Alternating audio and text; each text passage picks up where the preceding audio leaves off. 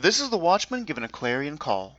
And today I wanted to give an update on a news item that I devoted a video to months ago called, "Is Russia Ready to Neutralize the Banker's Nuclear Option?"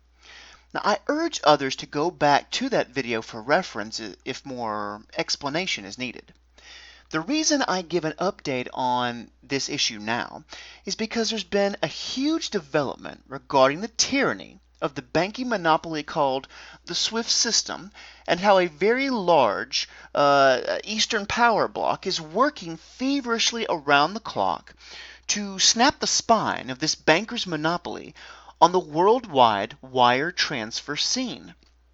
Now, for months, very little had been said about the progress of these alternatives, and the last time even Zero Hedge really spoke about it was back in March, when they announced that in addition to Russia, China now also had the lofty goal of launching their own wire payment system by as early as September or October.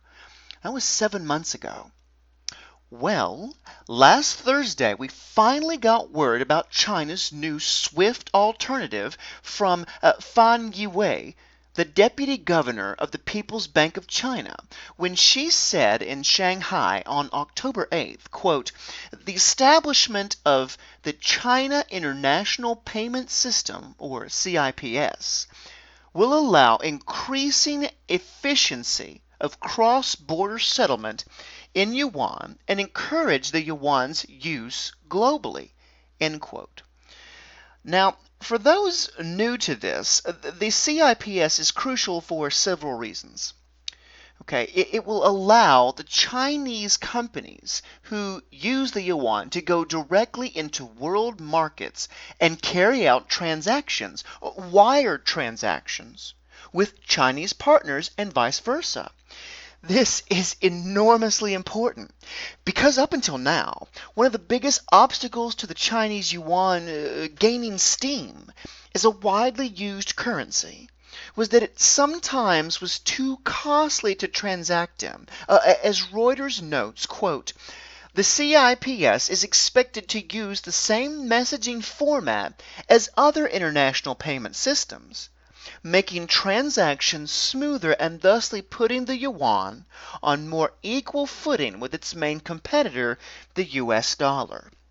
The CIPS is described as a worldwide payments superhighway for the yuan and will replace a patchwork of existing networks that make processing renminbi payments a more cumbersome process." End quote.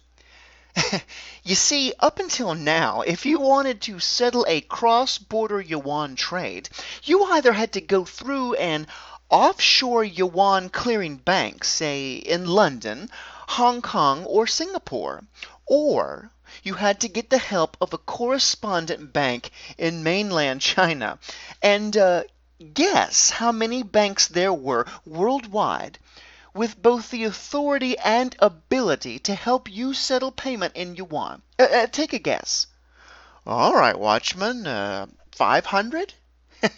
No, try again, friend, and guess much lower than that. All right, 200 banks. No, you're still ice cold. Try one more time. Okay. 100? No, brothers, the answer is 14. The Chinese yuan could only be cleared in a grand total of 14 banks on planet Earth. Now you see the dilemma here that China was in. If China wants to streamline the yuan, truly streamline it, and encourage people to use it everywhere, how is that even possible if just over 12 banks even clear that currency worldwide? It was a major, enormous handicap, friends. Transacting in yuan was expensive because there were a lot of middlemen, and China just cut out those middlemen for good. Now you tell me how important this new system, the CIPS, is to them.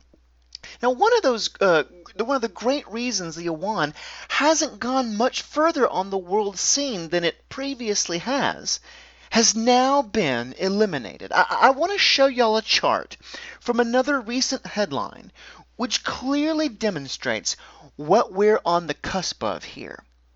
You see, just several days ago, it was announced that the yuan had just passed the Japanese yen as the fourth most used currency for foreign trade settlement on planet Earth.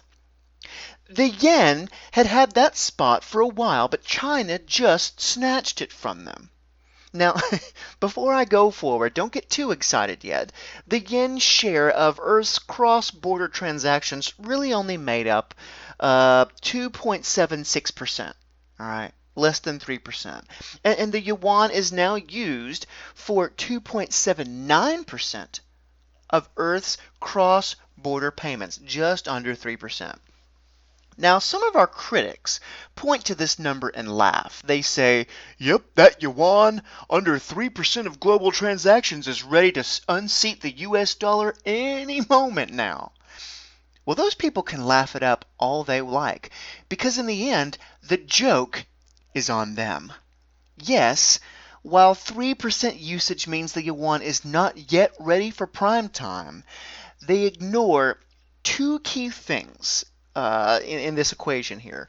One, 3 years ago, the yuan's usage in cross-border settlement was basically zero. Okay, so the trajectory of growth that China has been on here is huge, and anyone who ignores it at their peril. Okay, that was an enormous handicap of not having an efficient wiring trade clearing system. Even if the yuan grew at this healthy pace for another 3 years, it would be basically tied with the British pound, perhaps somewhere between 7 and 8% in just a few years. But here's the kicker though, brothers. I don't believe this rate of growth will continue. In fact, just back in July, the yuan share was 2.34%.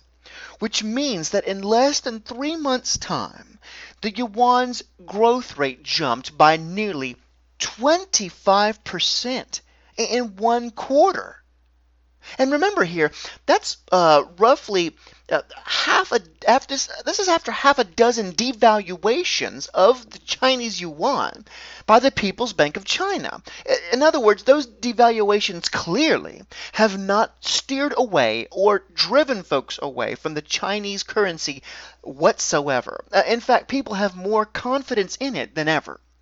And I believe the yuan's growth rate in its share of global trade will hockey stick to the moon now, because now trading in yuan will be done almost effortlessly. In 3 years' time from now, say if the banks could hypothetically keep their system together for that long, you might wake up one morning to read in 2018 the announcement that the Chinese yuan is now used in roughly between 15 to say 20% of the world's cross-border transactions, which would drastically take market share away from both the US dollar and the euro and handily make their currency a close third in world trade. Does that sound impossible to you? Believe me, friend, it's not. It's totally not. Remember, that would simply be a doubling or tripling of the current rate of the yuan's growth. And to my mind, that is a highly conservative, moderate rate of growth, considering the upgrade that the Chinese international payment system represents to them now.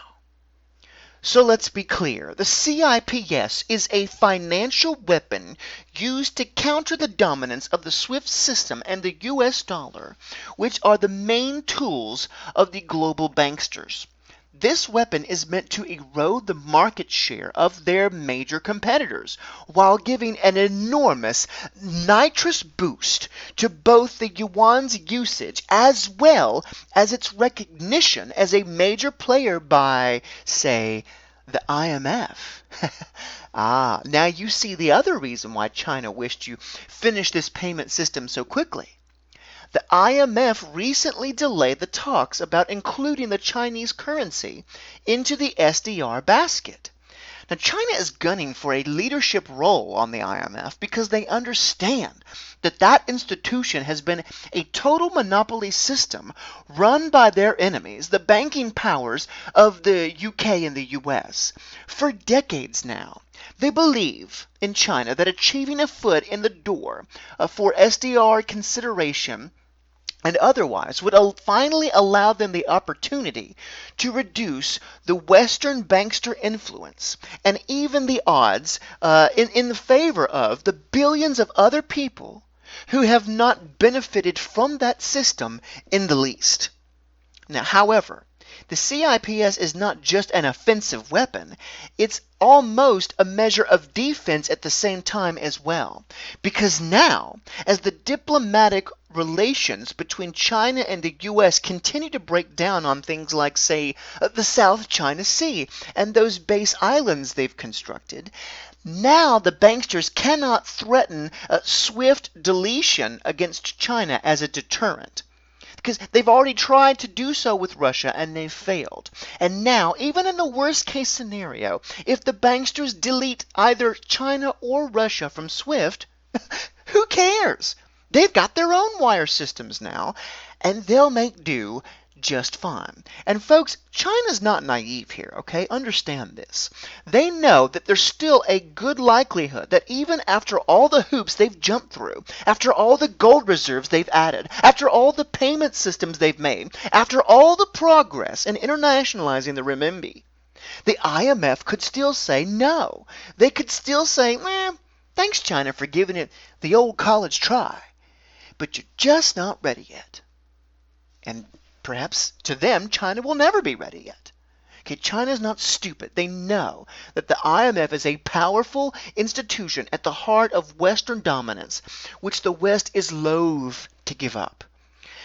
And that's why China's had a backup plan to bypass SWIFT with the CIPS and to bypass the IMF with the AIIB. Okay, they well understand what ancient Roman Publilius Cyrus once said.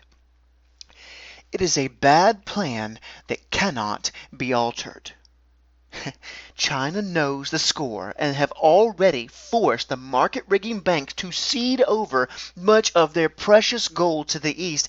And now, with the CIPS, China is set to possess another weapon in its arsenal, to force the banksters to cede direct financial control eastward as well. This is the Watchman signing out. Stay vigilant and bring the fight to them.